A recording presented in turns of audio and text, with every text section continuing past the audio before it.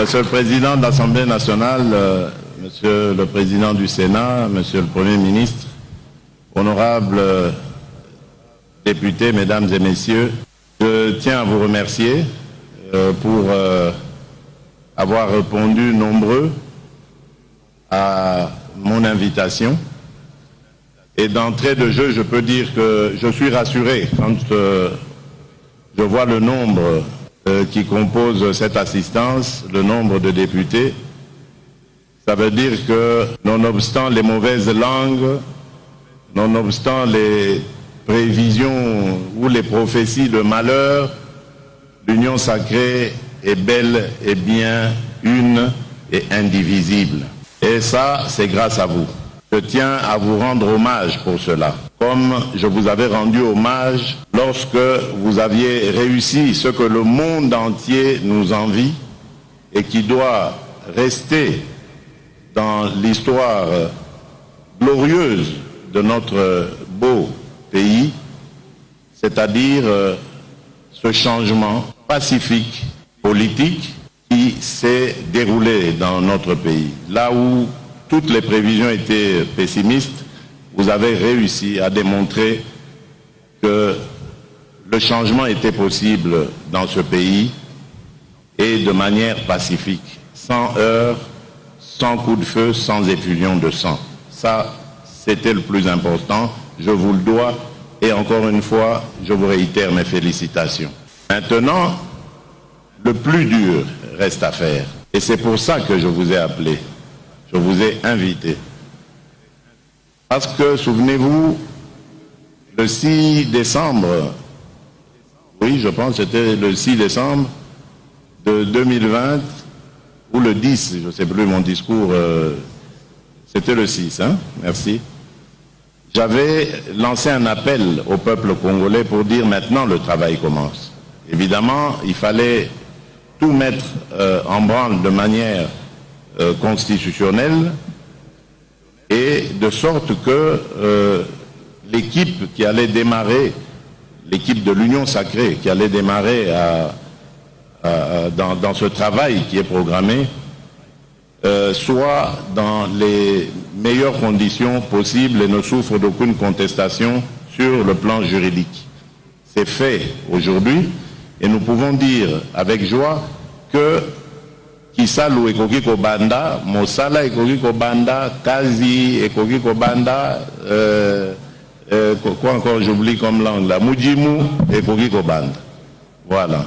Donc, je compte sur chacune et chacun de vous pour que ce que nous avons promis à notre peuple, nous puissions le leur donner. Faisons très attention, car ce même peuple qui nous a acclamé hier, ce peuple peut nous descendre vite fait et bien fait demain, à cause de nos propres turpitudes. Et je dois vous dire que c'est vrai, je suis de nature serein, mais j'étais quand même un petit peu irrité par ce qui se passait, parce que nous étions occupés à souiller cet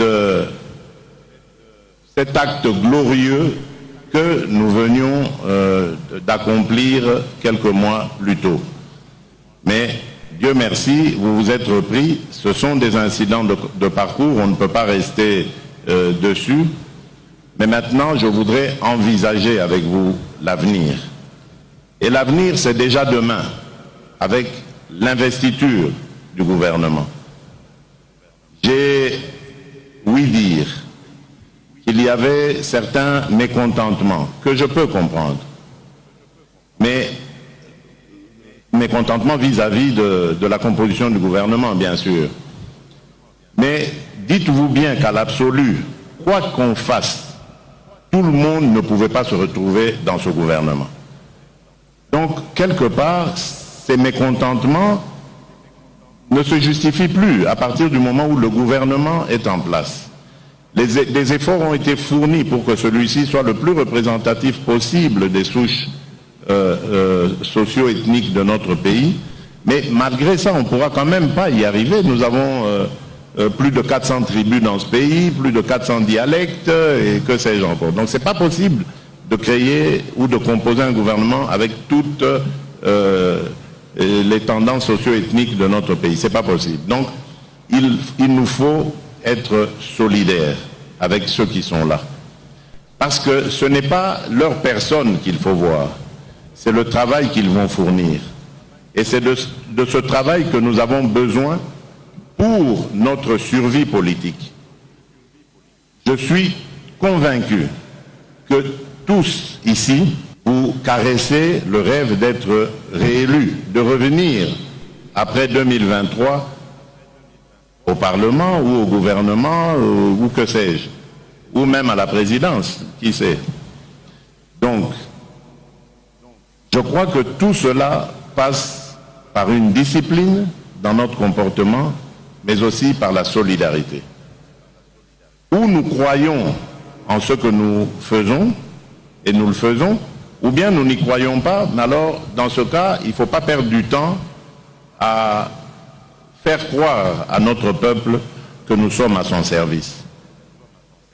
Je vous l'ai dit lors de notre première rencontre, mon leitmotiv, il me vient certes de mon parti, mais je le partage avec tous les Congolais qui regardent dans la même direction que moi, c'est le peuple d'abord. Nous sommes programmés, grâce aux élections, pour servir ce peuple.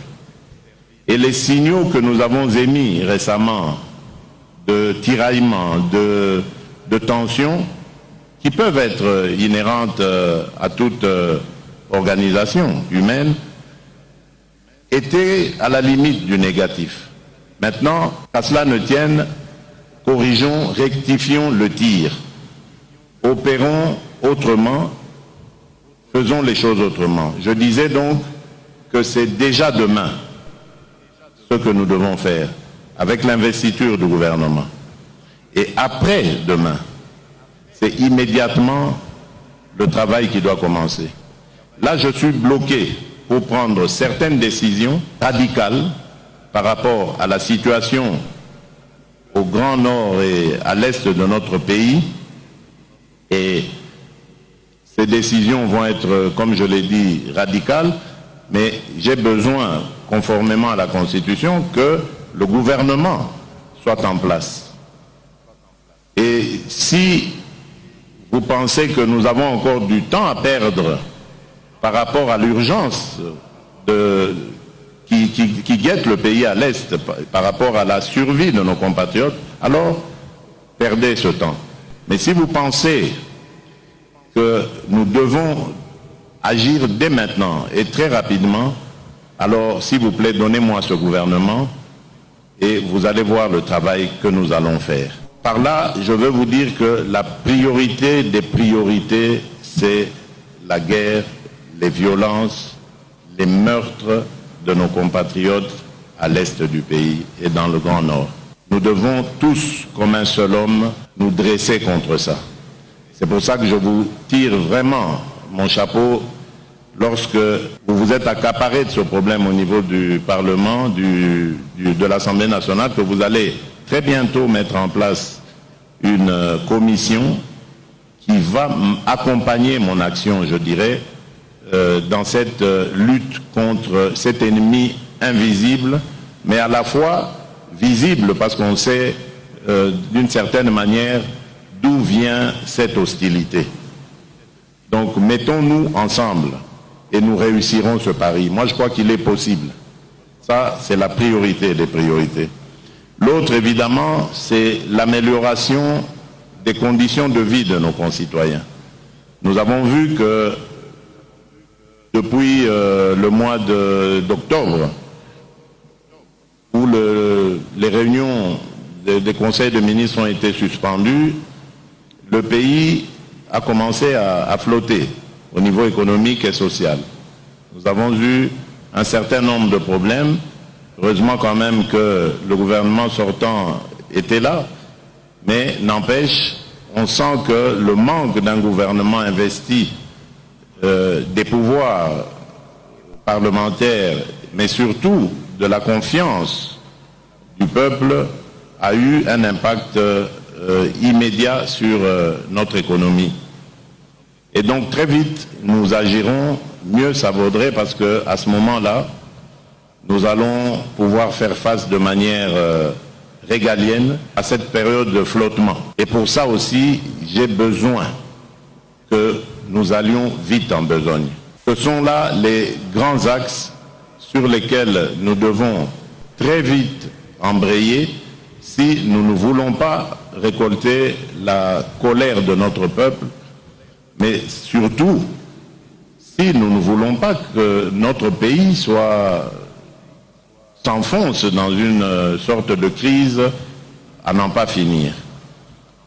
La situation à l'Est devient, en plus d'être dramatique, urgente, et la situation sociale également.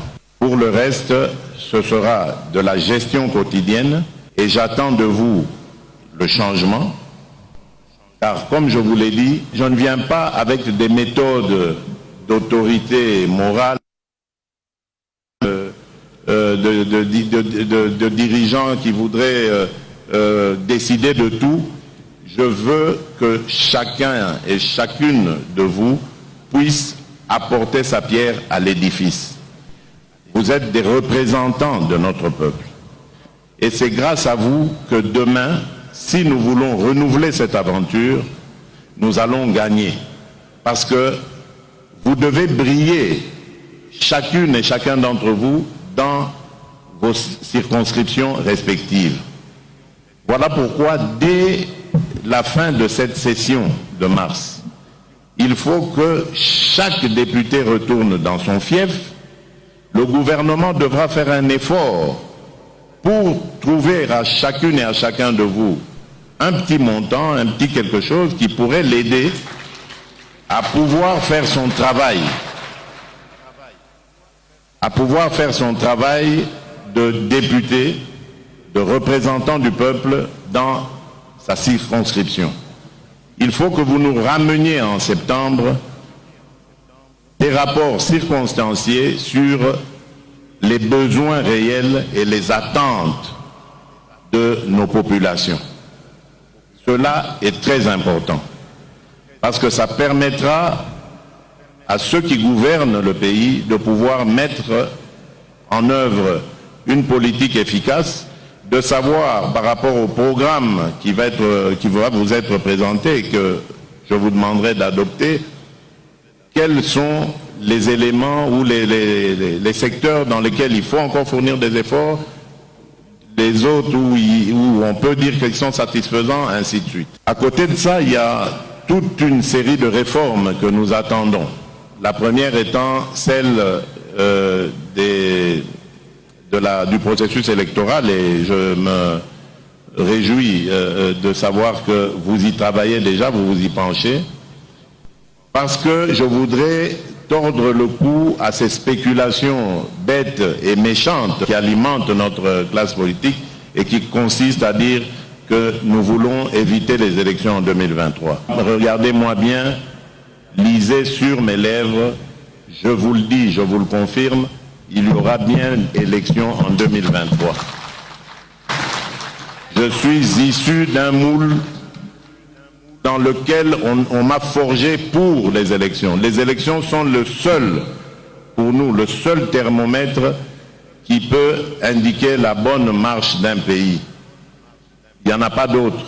On ne s'éternise pas au pouvoir. Ici, l'idée est de simplement bien faire les choses. Nous avons connu des élections tumultueuses dans ce pays. Moi, je n'en veux plus.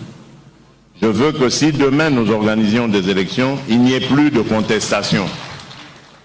On n'ait plus une ribambelle de candidats à la Cour constitutionnelle ou ailleurs en train de brandir leurs preuves d'élection ou de ceci et cela.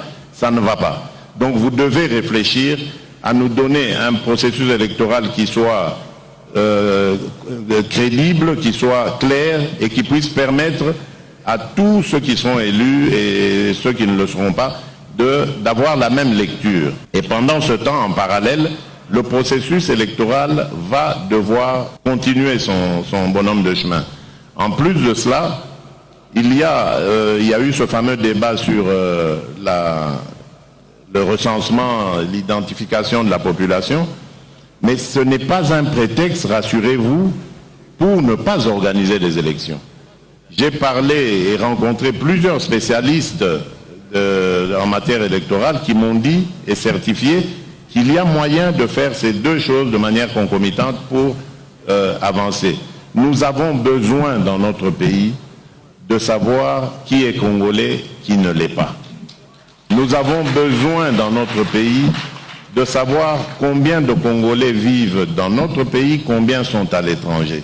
C'est une chose qui est tout à fait normale parce que cela permettra d'organiser notre développement et d'aller vraiment aux besoins des populations. C'est quelque chose de primordial lorsqu'on veut aller loin avec un pays. Donc ne vous laissez pas manipuler par ce genre de discours qui consiste à faire croire qu'il y a anguille sous roche. Les militants sur les réseaux sociaux et les pseudo-journalistes, laissez ça à ceux qui font ça. Nous ne sommes pas venus là où nous sommes pour continuer de militer, non. Maintenant, nous devons regarder les choses avec réalisme. On ne doit pas se laisser entraîner dans de la manipulation, qu'elle soit nationale ou internationale. Il n'y a en nous aucune intention de fuir les élections, pas du tout. Nous allons les affronter comme nous l'avons toujours fait, la tête haute, et sûr d'ailleurs que nous réussirons. Donc je compte sur vous vraiment pour que vous m'aidiez à mettre en branle cette machine électorale qui va nous permettre d'aboutir en 2023 à des élections crédibles et transparentes. D'autres réformes, c'est aussi par rapport à l'administration. Je ne vais pas toutes les énumérer ici, mais je parle au fur et à mesure que je vois les choses qui peuvent ruiner les efforts de développement de ce pays. C'est notamment le tumulte, le tohu-bohu que l'on constate dans nos provinces. Ça devient insupportable. Aujourd'hui, pour un oui ou pour un non, un gouverneur est débarqué, un président de l'Assemblée provinciale est débarqué. Ça devient vraiment un capharnaüm qui fait que je ne crois pas que nous puissions avoir une vision claire et ordonnée par rapport à nos provinces. Nous avons des choses à faire par rapport à ces provinces, notamment de créer, de mettre en place cette caisse de péréquation qui va leur permettre de se développer. Nous avons d'autres idées par rapport à l'agriculture, par rapport aux infrastructures, pour permettre à ces entités de se développer, mais lorsque nous voyons les sujets sur lesquels on observe ces pommes de discorde, on se dit, mais est-ce que nous avons la même compréhension par rapport aux attentes de notre peuple? Ça devient vraiment infernal. Et je vous prie vraiment de vous pencher sur cette question parce que c'est sérieux. Nos provinces ne peuvent pas toujours être aussi instables. Surtout les provinces dans lesquelles nous avons à faire face en ce moment à des violences. On ne peut pas continuellement les déstabiliser. D'ailleurs, pour l'une d'entre elles, j'ai déjà même une idée, mais elle sera provisoire, c'est pour ça que j'ai besoin de ce gouvernement. Mais dans l'absolu, il faudrait vraiment que vous réfléchissiez à un mécanisme qui ferait que nos provinces vont demeurer stables, complètement stables. Il y a également une autre réforme qui me tient particulièrement à cœur, c'est celle des nationalités. Non pas que j'ai une autre nationalité, mais j'ai vécu longtemps à l'étranger, je connais ce problème. Nous avons milité de l'étranger avec des Congolais qui ont d'autres nationalités, mais qui sont Congolais et qui se battent pour le Congo de la même manière que ceux qui sont au pays, qui aiment le Congo et qui investissent de leur temps et de leur argent pour ce pays. Et je trouve que c'est injuste de continuellement comme ça les tenir à l'écart. Un Congolais, quelle que soit la nationalité qu'il ait acquise après les péripéties de sa vie, est de nature attachée à son pays, à son peuple. Ça, c'est ce que j'ai toujours constaté. Le Congolais aime son pays. Même si parfois on en fait un peu trop, mais nous aimons notre pays. Donc il faut permettre à ces compatriotes, moi je les appelle ainsi, de la diaspora, de pouvoir être à l'aise. Maintenant, je n'impose rien, mais il faut leur permettre de prendre part au débat à l'intérieur de leur pays. Soit en participant activement, donc politiquement, ou soit en revenant. Et ça, il faut faciliter leur retour. On a commencé déjà avec l'obtention du visa, donc ils peuvent prendre leur visa immédiatement à l'aéroport de Njili, enfin, ou à l'entrée, quelle qu'elle soit, à l'intérieur du pays. Mais je pense qu'il faut aller beaucoup plus loin. Oublier, par exemple, de leur demander un visa. Par exemple, on peut faire tomber pour un Congolais d'origine l'idée de l'octroi d'un visa. Enfin, il y a plein de choses comme ça qu'on peut imaginer. Mais je pense qu'il est temps que nous mettions à profit ce réservoir d'idées, de propositions que nous avons à travers les Congolais de la diaspora. Beaucoup aimeraient faire des choses pour leur pays, mais sont bloqués à cause de l'administration. Donc je crois que c'est aussi important de voir les choses de cette manière. Donc je vais peut-être m'arrêter là. Nous avons beaucoup d'autres réformes à faire. Dans la justice, par exemple, nous voyons comment notre justice, malgré les premières réformes qui ont été faites, n'a toujours pas amélioré son image. Je crois que ça, c'est important pour l'état de droit que nous voulons, que les Congolais d'abord, pour commencer par eux, se sentent protégés par une justice crédible, une justice pour tous, mais également les étrangers qui vont venir avec leurs investissements. C'est important qu'ils sachent que au Congo, il y a des institutions qui vont protéger leurs investissements. C'est du bénéfice pour nous, pour nos populations, pour notre économie. Et donc, avec la justice, nous pourrons combattre les anti-valeurs. Ça, je vous le dis, mesdames et messieurs, c'est plus qu'important. Nous devons dès maintenant mettre vraiment un focus sur la lutte contre la corruption, contre l'impunité, contre le blanchiment d'argent et bien d'autres choses qui sont à la base de nos difficultés.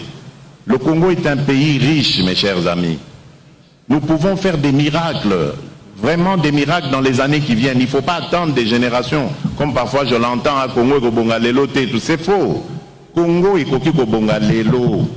Mais c'est à nous de mettre la main à la pâte, c'est à nous de fournir ces efforts, d'arrêter de voler notre pays, d'arrêter de le ruiner. Nous pouvons le faire. Et ça, je vous le demande vraiment de tout cœur, aidez-moi à réaliser cela. Vous verrez que ce pays sera non seulement un havre de paix, mais un Eldorado pour les Congolais d'abord. Et nous pourrons même, tellement qu'on sera heureux ici, faire venir même des autres populations africaines pour vivre avec nous ici. Mais faisons cet effort, s'il vous plaît. Nous allons avoir un pays qui, je vous le dis déjà, du poste de pilotage où je suis là, le nombre d'intérêts qui se manifestent pour notre pays à tous les niveaux, c'est impressionnant. Et tout ça malgré l'image de guerre, de violence, de corruption que nous émettons jusque-là. Donc, il nous suffit d'éradiquer cela, et nous allons commencer à refuser du monde ici, à Njili, à Loano, à Goma, Kisangani et tout ça. Donc, on va refuser du monde. Tellement le pays est brisé et nous avons nous-mêmes aussi intérêt à entrer dans l'histoire du monde, dans la gestion économique de ce monde, parce que nous avons du répondant. Nous sommes détenteurs dans notre sous-sol de près de ou plus de 60% des minerais stratégiques. Ceux qui vont faire l'économie de demain se trouvent ici au Congo. Mais si nous sommes distraits, vous savez ce qui risque de nous arriver? Mais on va nous faire une guerre ici, comme en Irak, comme en Afghanistan. Des multinationales vont prendre des pans entiers de notre pays et vont les diriger avec des seigneurs de guerre uniquement pour exploiter nos richesses. Et demain, quand il n'y aura plus rien, on nous abandonnera et nous ressemblerons à la Somalie. C'est ça qui risque de nous arriver si nous ne sommes pas vigilants. Notre pays est très riche, mais nous devons être d'abord, nous, les propriétaires de ce pays, et dire ce que nous voulons. Nous ne fermons les portes à personne, mais nous voulons que ceux qui vont venir ici tiennent compte aussi de nos desiderata. Ils vont se développer, mais nous, d'abord.